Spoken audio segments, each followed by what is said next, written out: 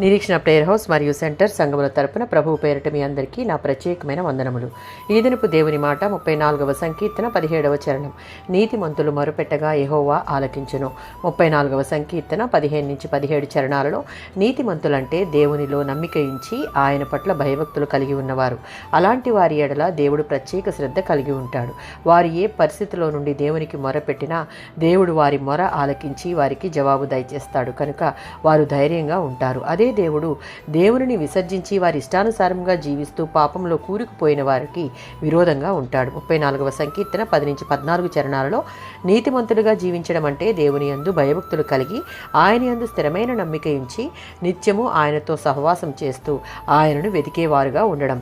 విశ్వాసంలో ఇవన్నీ కలిగి జీవిస్తేనే ఆయన ఎప్పుడూ మనకు సమీపముగా ఉండి మన అవసరతలను తీర్చుటయే కాదు, మనం ఆయన సన్నిధిలో చేసే ప్రతి విన్నపాన్ని ఆయన తప్పక ఆలకిస్తాడు.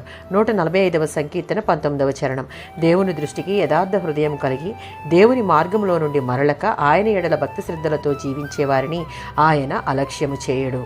వారి చేసే మనపూర్వకమైన ప్రార్థనలు విని వారి కోరికల ప్రకారం ఆయన వారికి వాటిని దయచేస్తాడు.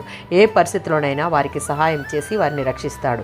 ఇలాంటి భక్తి జీవితాన్ని కొనసాగించే వారికి ఏ కొదువ లేకుండా సమృద్ధిని దయచేస్తాడు. ప్రతి పరిస్థితికి చాలిన జ్ఞానం ఇచ్చి చేయి పట్టి నడిపిస్తాడు. విశ్వాసులంగా మనం ఆయన ధర్మశాస్త్రాన్ని అనుదినము ధ్యానిస్తూ మనలని మనం దేవునికి సమర్పించుకొని మనలో ఆయనకి ఇష్టం లేని వాటిని తీసివేసుకుని యథార్థ హృదయంతో ఆయనకు మొరపెడితే మన ప్రార్థన ఆలకించి మనకు జవాబు దయచేస్తాడు. ఆమేన్.